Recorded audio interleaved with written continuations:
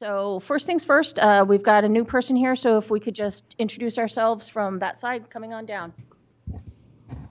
Brian Boglin, representing alarm companies. Rebecca Bond, legal counsel to the Bureau. Lynn Andres, Bureau Chief. Frank Huntington, representing private investigator industry. Chris Sayers, representing proprietary security employer industry. Todd Ingalls, public member. Eli Owen, Caloyes. Okay, and Antoine, can we do roll call? Sure. All right. Roll call for BSIS Advisory Committee meeting, October 10th, 2019. Brian Boglin. Present. Brian Boglin present. Frank Huntington. Present. Frank Huntington present. Todd Inglis. Present. Todd Inglis present. Eli Owen. Present. Eli Owen present. Chris Sayers. Present. Chris Sayers present. Anton Farmby. Lynn Morfeld. Nancy Murish. Stanton Perez. 2, 3, 4, 5. All right. We have 5 members. We have quorum. Okay, thank you, Antoine. So first, I'd like to recognize Chris Schultz, DCA's Chief Deputy Director, who's here to swear in our new members and our 2 returning members.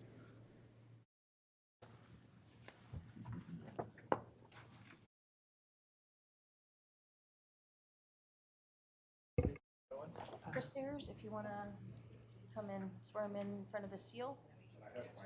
Yeah, let me get out of the way. We stand up there? Sure. Thank you, sir. Yeah, upstairs. No, exactly. That's what I was. Okay. Do you want, Lynn, do you want to hop up in there with them? You're the chief. AD. Eli, nice to meet you. Chris, good to see you again. Yeah, good to see you. Yeah.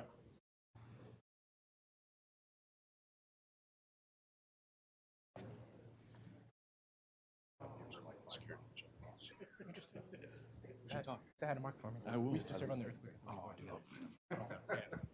I was the insurance. Great.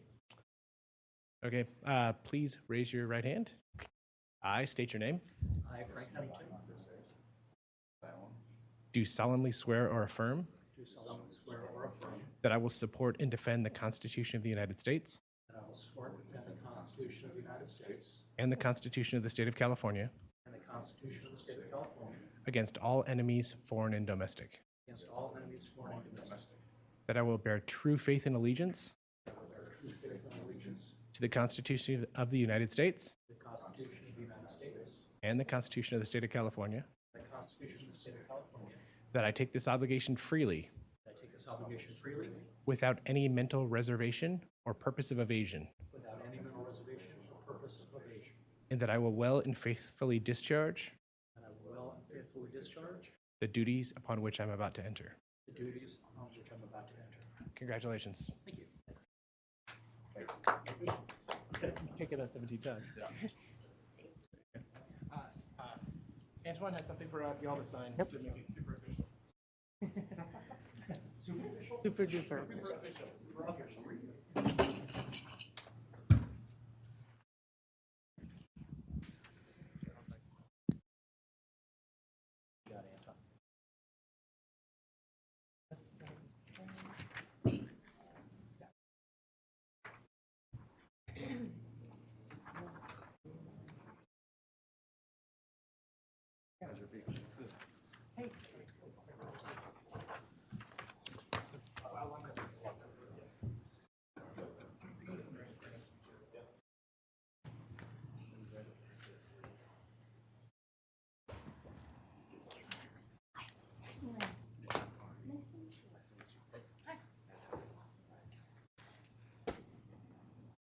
Hey, good morning. Welcome to our meeting. Just a few words before we dive into the agenda. I'm Lynn Andres, the semi-new bureau chief. I've been on the job for a little less than 6 months, and I can say without any reservations that this is honestly the most fabulous job that I've had in my career. The bureau staff, 201, are amazing and hardworking. DCA staff and departments have been so welcoming and so helpful. And last but not least, the stakeholder groups within BSIS's jurisdiction.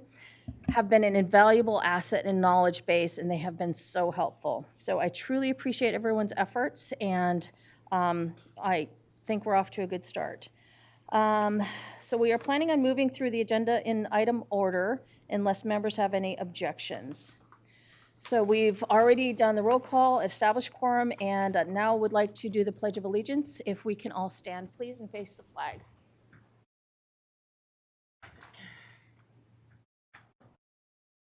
Pledge allegiance to the flag of the United States of America and to the republic for which it stands, one nation, under God, indivisible, with liberty and justice for all.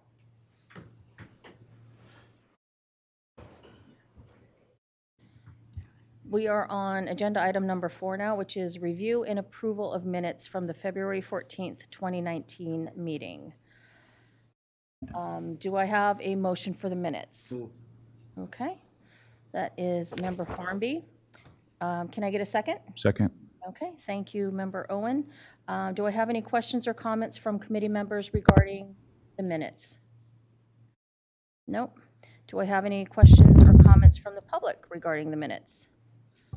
Seeing none, the motion before the committee is to approve the meeting minutes from the February 14th, 2019 meeting. Please call the roll. Brian Boglin. Present. Yes. Anton Farnby. Anton Farnby, yes. Frank Huntington. Aye. Frank Huntington, aye. Todd Inglis. Aye. Todd Inglis, aye. Lynn Morfeld. Nancy Murish. Eli Owen. Aye. Eli Owen, aye. Stanton Perez. Chris Sayers. Aye. Chris Sayers, aye. 1, 2, 3, 4, 5, 6. 6 passes. The motion passes. Thanks, Antoine. Next item, item number 5, Bureau Chief's introduction, welcome remarks, and Bureau updates.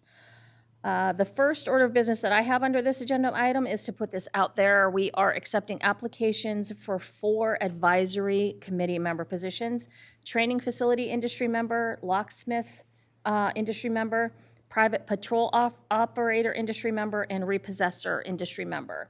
Instructions on how to apply are located on our website, bsis.ca.gov. Under the About Us, click Advisory tab, and that should take you to the application. So a few quick points about what's been going on at BSIS in the last 6 months. You may have noticed that BSIS's logo has been updated. The new logo is more modern and streamlined, and we chose this using a team approach. All staff at BSIS was asked to take a survey and pick their favorite design and color scheme, and so this was the winner. We are also focusing and concentrating on customer service and improving our processing times. As part of this effort, we will be installing a computer terminal in our lobby. Right now, if an applicant comes in and needs help, it's a back and forth between BSIS staff running back to their computer, trying to see what's going on. With the advent of the computer in the lobby, we can help them in real time, have them access their account, help them set it up, and they can also pay via credit card. So that will help processing times and help out individual licensees on a much quicker basis. Finally, I'm proud to report that over time we have gotten much closer to consistently reaching our goals in terms of processing times. In fiscal year 17-18, we met our processing time goals just 42% of the time. In FY 18-19, even with an increase in the number of applications we processed, our goal was met 71% of the time. And in the current fiscal year, even with the staffing challenges that we continue to face, we have met our goal 75% of the time. And this is due to the very hard work of our licensing team. A big thank you to our licensing team and Deputy Chief Gloriela Garcia. Would you mind standing so everybody can see? Thank you. Anybody have any comments or questions on that agenda item? Nope. Okay, moving on to number 6, legislation impacting the Bureau and the private security industry. First one on the agenda is SB 385, which is Senator Brian Jones's bill. This was signed into law. This amends provisions in the Private Investigator Act by revising provisions related to the issuance of a pocket card categorizes unlicensed activity, which is a violation of BPC Section 7520 as a misdemeanor offense. So questions and comments on that, Bill? Frank Huntington from the PI Association. We talked about this earlier. This was a Cali-sponsored bill, California Association of Licensed Investigators, and we are very interested in working with the Bureau. The industry is to get this pocket card situation resolved, and any assistance we could give, we'd be more than happy to.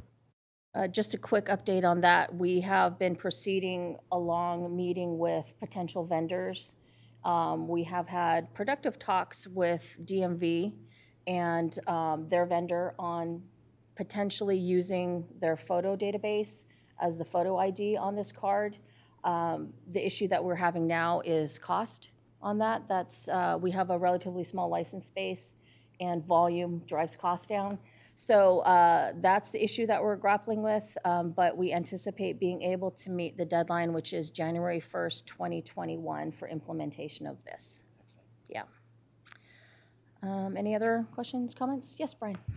Chief, I just want to remind you of the alarm company industry's interest in joining with the Pocket Card Initiative. Yes. As long as all the bugs are worked out from the DMV picture sourcing perspective.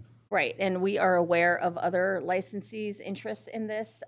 We are asking folks to hold off right now on joining in just because we are very keen on starting off with a small number of licensees so that we can work out all the issues and then have everybody join in once that is accomplished. And yeah, I think it's going to be a good thing for all of our practice acts. We just have to get the infrastructure in place. So we'll keep you apprised. And I actually went through the process of getting the current plastic license just as a exploratory perspective. I'll get with Anton after the meeting to talk about the process, and there's a few breakages in it currently. Okay, good to know. Thank you. The next bill we have is a bill by Senator Umberg, SB 390. This requires all security guards working on the property of a K-12 or community college district to complete the school security guard training. Any questions on that one? SB 609 Glazer, this was the Bureau's sunset bill.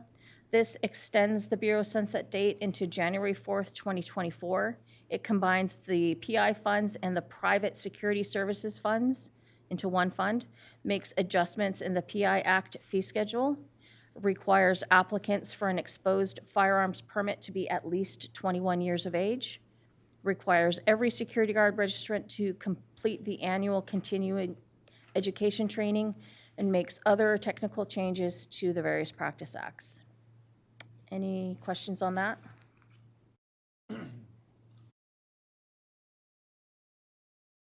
Okay. AB 5, Gonzalez. This is the Dynamex decision.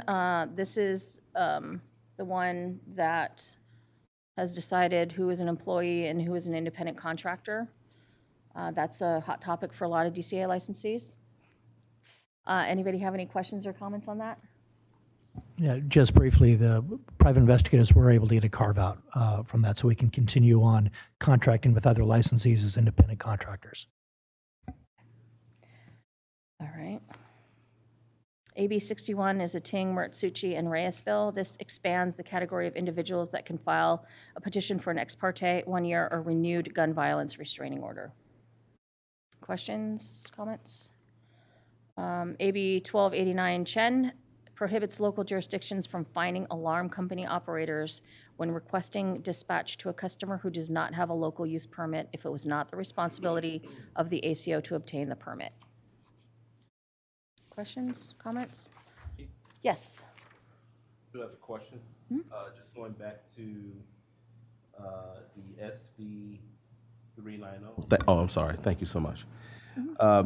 Just for clarification, the school security guard training, is that a training, at least from what we know, something that is industry-wide, or is it per institution, per school? Do we know? Antoine, would you like to weigh in? The Bureau was initially tasked with putting together a curriculum via SB 1626, I believe. Yeah, a couple of years back, right. several years ago, and that was pretty much the extent of the Bureau's involvement. So we leave it up to the school districts to kind of find any post-qualified instructors to go ahead and give the training. Thank you. Okay, anybody else? Okay. And I skidded right over the first bill in this list, which is SB 192, Senator Hertzberg. This repeals California's posse comitatus statute. Any questions on that? Okay. Any questions or comments from the public on this agenda item? Yes, sir.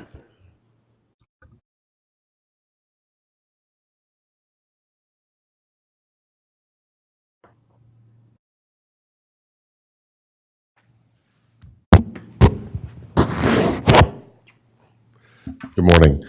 Shane M. Clary here representing the California Alarm Association. On AB 5, has the Bureau come up with any sort of opinion yet of one ACO that may be using as a subcontractor another ACO? We haven't come up with universal opinion. We're working with DCA right now, and I think that that process is ongoing because this was just signed into law about a month ago, and that process takes some time. I don't know if Rebecca has any insight on what's going on with AB 5 implementation yet. No. Okay. No, sorry, but we can follow up with you. Okay, thank you. Okay, thank you. Anybody else? Sure. Good morning, Dave Chandler with Cal Saga. I just had a question on the firearm for the registrant 21 years of age or older. That goes into effect July 1st next year, or is it January 1st? Do you remember? I don't remember off the top of my head, but I have a copy of the bill here. I can look. I can look it up later. And I wanted to mention to Mr. Farnby on the School Security Act. Well, the reason Mr. Umbert, we met with him, and the reason he changed the law had previously said anybody working on a school campus less than 20 hours did not need it. So he's revised the bill so that anybody working on a school campus must have it, regardless of 20 hours or 1 hour. Thanks for the clarification. Thank you. I'll look it up myself. Thanks.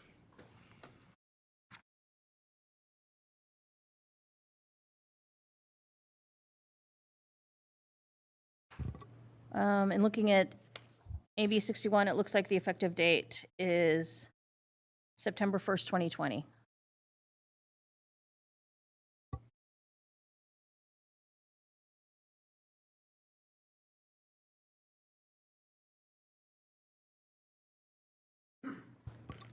Okay, agenda item number 7, update on the Bureau's licensing unit.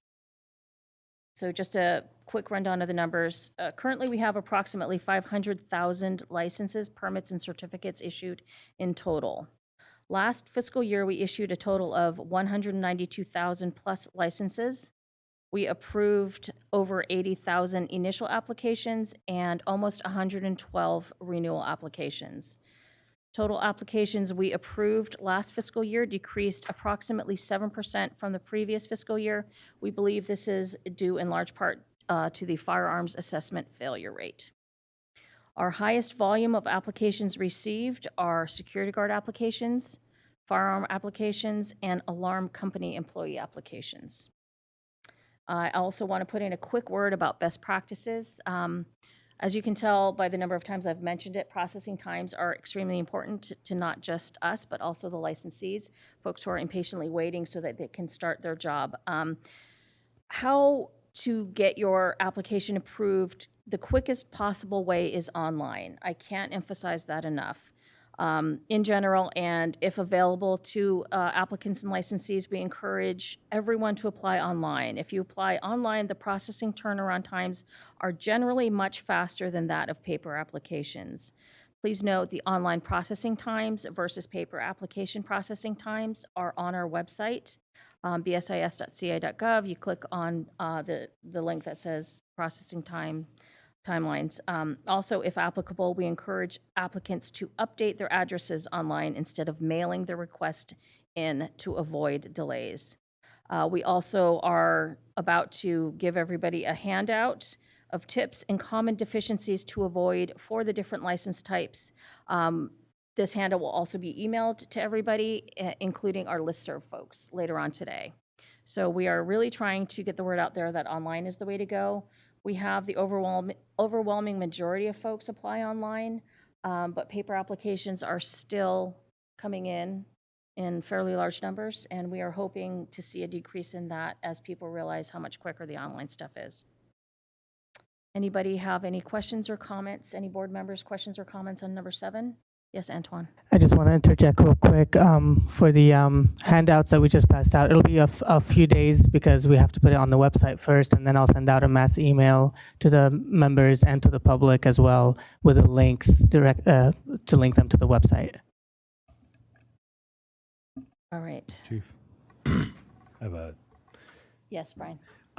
So I had a quick question. One of the biggest failures that I see from the the ACO side, or specific to ACEs, is the updating of the addresses. That's a constant fight and struggle. In that discussion with being able to migrate the photos from the DMV or from the DMV records, is there any ability to sync up the individual's address as well? And so that way it would just be a live update? So a word of caution, just we are talking with DMV. We don't know if that's going to be the ultimate route we take, but it does seem to be the simplest, the most comprehensive. That is one option we're exploring. One of the problems that immediately pop up is privacy issues. We'd have to have individual licensees approve this route to take. So syncing up addresses would probably be farther on down the line, but we'll keep that in mind. I think that's a good point because change of addresses can be a big sticking point in processing times.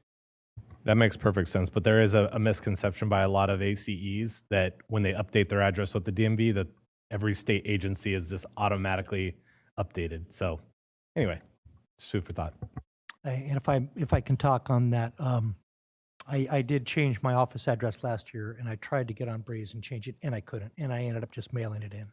The problem with that suggestion is I want my residential address. The DMV often requires a residential address, and I want that completely separate from my business address. So we have to be careful along those lines as well. Any other comments, questions on this item? Comments or questions from the public? Okay, agenda item number 8, update on the Bureau's enforcement unit. Last fiscal year, we had 2,600 complaints, 2,300 of which were found to be valid and referred for investigation.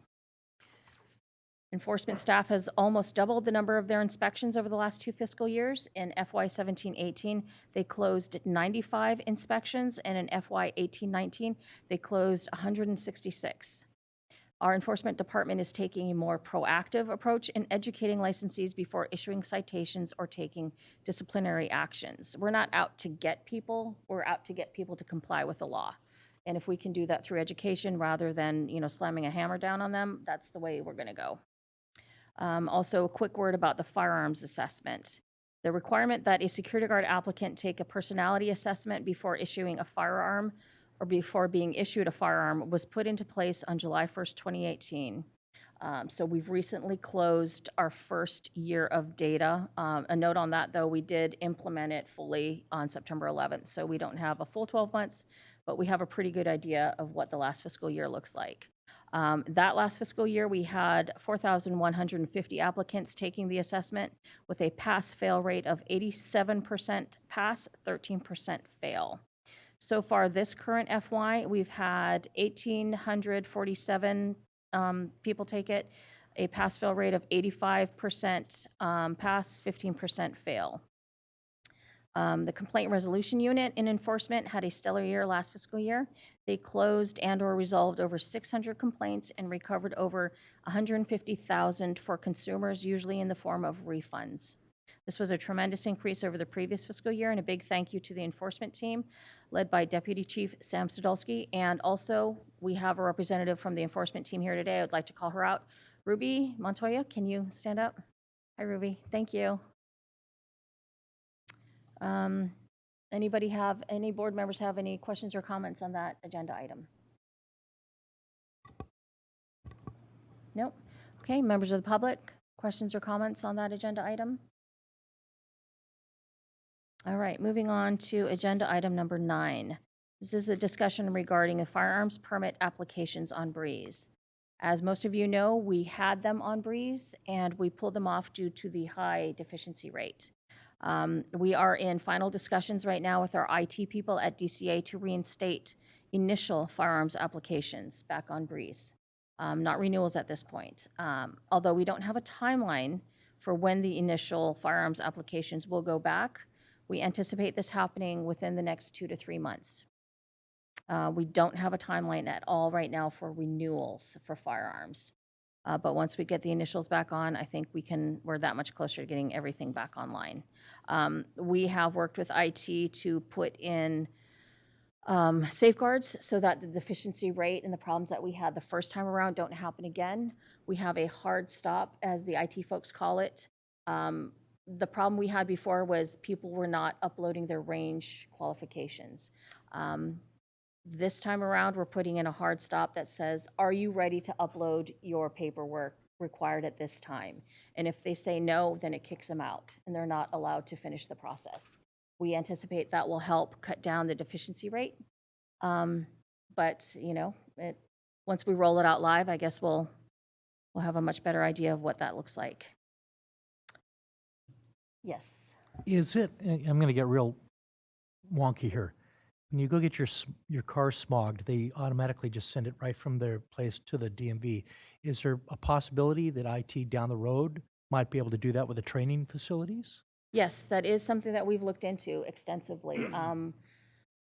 One of the issues that we are hopeful for in the future is just what you said, is having the training facilities upload to a cloud-based platform, which will then automatically download into our tank or holding tank, and those documents will, assuming everything matches up, will sync up with the applicants. But we don't know when that'll be, but that is something that we are exploring vigorously.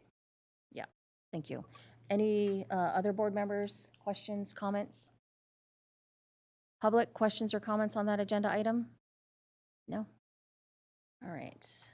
Agenda item number 10, a discussion regarding private investigator pocket cards. As I mentioned previously, we are in discussions right now with the best way to implement SB 385. The implementation date is January 1st, 2021, and requires an enhanced photo identification card to be issued upon the issuance of a license and each license renewal. As I mentioned, we are having discussions with DMV and their vendor to see if we can utilize their photo database. Those discussions are ongoing. We are also looking at other vendors nationwide to see if there are other options that we have available. We'll keep everybody apprised as that process moves forward because we understand the other interests by our other Practice Act licensees. Any questions or comments by board members? So aside from the plastic piece, which we all want to get to, eventually, has there been any discussion about actually having an electronic ability? I get that more and more where people want to actually just have something on their phone that indicates that they're licensed. That have been a discussion at all? Antoine, you want to take this? It would be way in the future. We have had discussions kind of with the highest level of our IT team at the department level, and there is some interest, but it's a major undertaking. So in the future, yes, but not anytime soon. I'd say that probably the closest we've come to getting, that on the agenda for that photo ID card is maybe looking at some sort of QR code on the back, because the law does say you may implement technologically advanced features. That would be an easy thing. Most people have a QR scanner on their phone. They just bleep it and it would take it to the licensee's Breeze page. So you could tell if the guy who's coming to your house installing the alarm is indeed licensed. The homeowner can just go bloop and then brings up ideally, their Breeze licensee page. So To make sure that I understand the nuances being the new kid. So that you're going to start with a smaller group of private investigators, but that would likely expand to the larger pools as we go down the road, because it's certainly something we still struggle with. We just have, and we're smaller, of course, than our brethren on the other side of the aisle as well. But in the future, that would be a nice solution for us too, I would, PPSO. What do you guys do? We only get the paper card that comes from you guys. That's all we require our security officers have that work for us. And then we assist with the renewal, but a card would just be something, and even a QSR would just be wonderful looking ahead for us to help manage the large number that we have, which is well in excess of 1,500, Right, just at my site alone. right. Yes, there is, as I said, there's strong interest in the other practice acts of joining this. We just have to wrangle this one through to the finish line first. Right.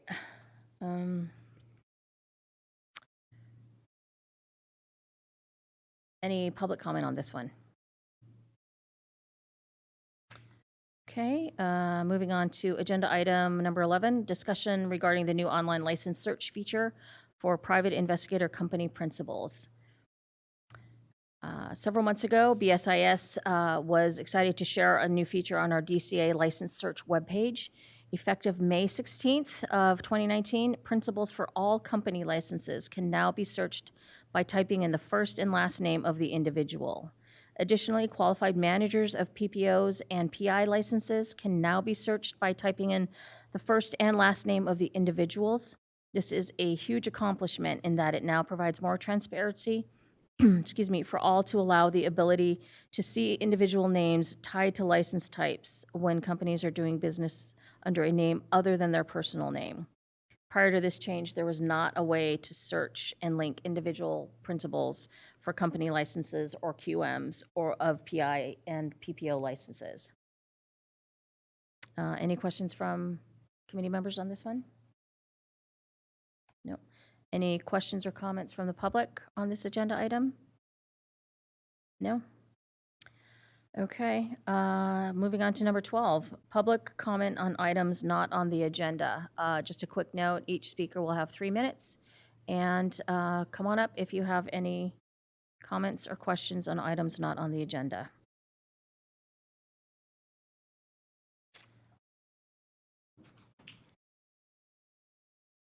Well, good morning again. My name is David Chandler, representing CalSAGA, the California Association of Licensed Security Agencies, Guards, and Associates.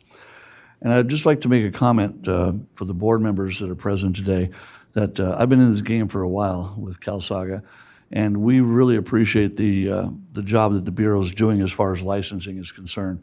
With the highest population of security officers, or largest population that this Bureau regulates, over 284,000 licensed guards in the state of California, our job is to put people to work.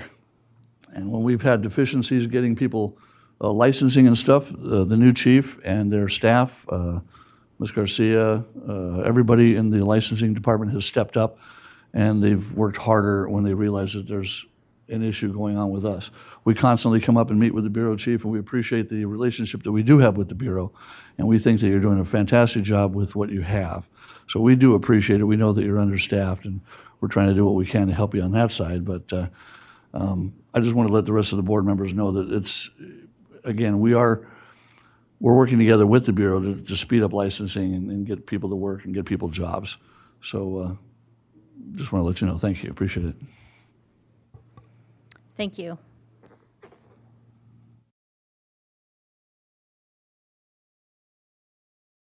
Good morning. Guess I can sit here, can I? Yes. Hi. Good morning, everybody. Francie Kaler. I'm the Government Affairs Chair of the California Association of Licensed Investigators. I just wanted to publicly thank the Bureau for working with us to get the misdemeanors clarified for unlicensed activities, to get the firearms issue so that police officers who have an authorized CCW don't have to requalify with the Bureau, and also for the pocket card. We're very thankful that we've been able to get this through, and you guys have been wonderful working with us. Thank you. Thank you. Any other public comment? Okay, so we're going to move on to agenda item number 13, opening it up for committee members' recommendations for items for future advisory committee meetings. What are we currently set? Is it the date set? That would be another agenda item, but we can combine the two if you want. I think in the past, they've been done quarterly. Yeah. Actually already have the second Thursday of the 2020 quarters already done, and I can give you those suggestions, and the committee can put them up for a vote if you'd like. Okay, yeah, let's do that after we see if they have, what agenda items they want on the committee hearings. Mr. Farmy, did you have any issues that you wanted addressed in the future? Not at the moment. Okay. Mr. Boglin? So just continuing. So the last meeting that we had, obviously we skipped one in June. At the previous meeting, I had brought up a concern that the alarm company operators, especially the larger operators, have when it comes to alarm company branch licenses. So currently, the way the Bureau issues alarm company branch licenses, the license that's actually printed on the ACB is the mailing address. And the problem we have is for the company that I'm with, we have 36 licensed branches. They all have the exact same mailing address listed on the ACB. So what we'd like is to just make a transition to reflect the physical address, which is also in the system, on the ACB. So that way when we post it in the individual locations, it's visible that it belongs at that location. And we brought that up at the end of the last meeting. We're actually working on that right now. The reason why so essentially it's the mailing address, which is the address of record of the headquarters, right? So what we're going to end up doing is we're going to put both addresses. So we're going to have the address of the company itself, and then you're going to have the branch address too on the same certificate. That's fine. So I'm not sure exactly when we were going to roll it out. I still have to check in with my staff, but we are working on the actual design of it, of the actual certificate. Mr. Huntington? Yeah, if we could just get continuous updates, like at the next meeting regarding the pocket card status, that'd be great. Absolutely. Mr. Sayers? Nope, not yet. Still trying to get all this figured out, so I'll be looking forward to as I get a little more comfortable. So thank you. Nothing for now. Sure, and as always, you can, any of the advisory committee members can reach out to me or any member of the staff directly at any point. No, ma'am. Mr. Inglis? Nope. Mr. Owen? No. Okay. Sorry. Yeah, sure. If possible, if we could get, considering that it is a pretty hot topic right now, if we can see at the next board meeting, what are any updates on the AB5? I'm sure that has like far-reaching implications, so I think the more updates and information we have will be the better. Sure, updates on AB5. Okay. Antoine, did you want to weigh in? I think we're gonna try to get as much clarification. I think at the end of the day, the Bureau's position is that this is a fairly, it's not just a complicated bill, but it's also in the labor code, which we do not oversee. We only see the business and professions code. And so as far as giving any kind of assistance or opinion, I think it would be outside of the Bureau's purview to kind of advise on the technicalities of who should be an employee and who should be a contractor. I personally would recommend an opinion from Department of Labor Relations or something along those lines, because our practice acts kind of already have their own definitions as to what an employer-employee relationship is and what it means.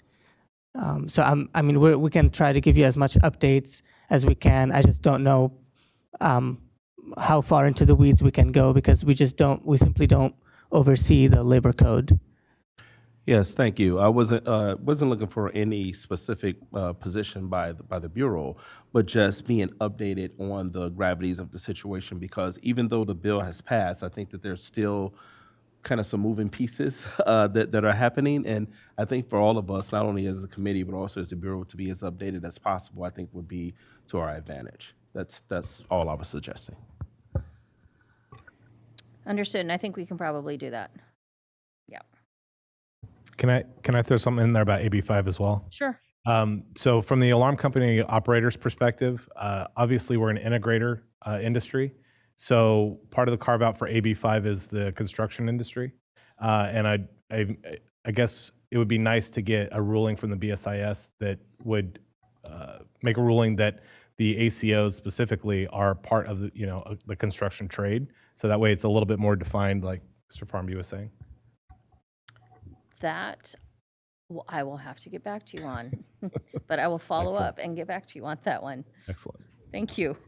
Yes, it's not an easy one. I had one other thing too, really quick. From the enforcement standpoint, I do this day in and day out as far as internal auditing and so forth. There's a ton of questions, both in my own organization and then my counterparts, professional counterparts in the industry that reach out to me, having to do with FAQs. So, Gloriella, I would love to, help to maybe address some FAQs and get them posted on the BSIS website, not only for things like what is entailed during a visit from the BSIS, but also things like where's the jurisdictional boundary between the BSI, or let's say the ACO, and what are they allowed to do and not allowed to do, for example, smoke detector installations and things like that.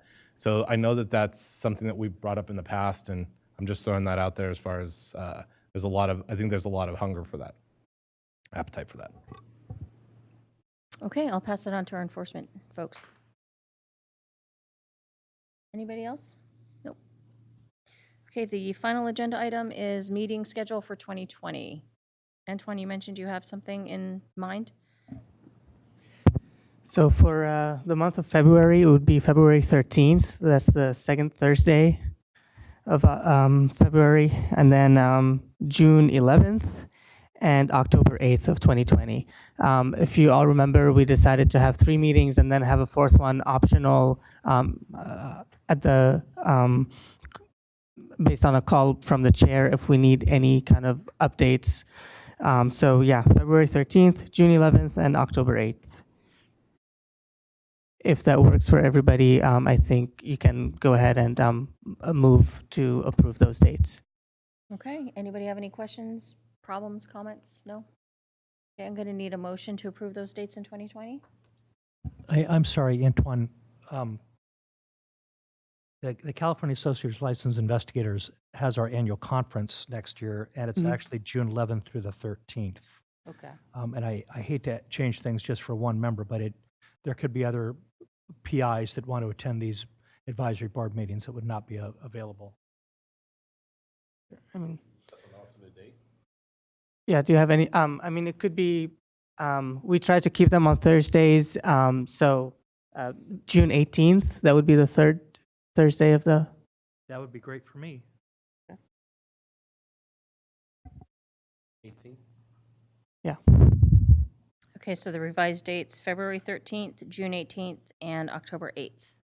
Of 2020. And thank you all for indulging me. I appreciate that.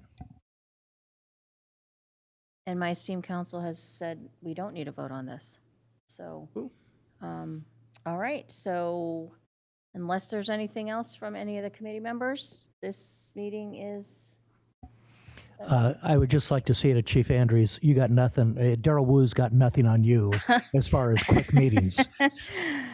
I did not set out to set a record, but it looks like I have. And I appreciate everybody's time today. And I realize that you took time out of your busy schedule to fly up here and come from your day job. So really greatly appreciate all your guidance. So thank you again.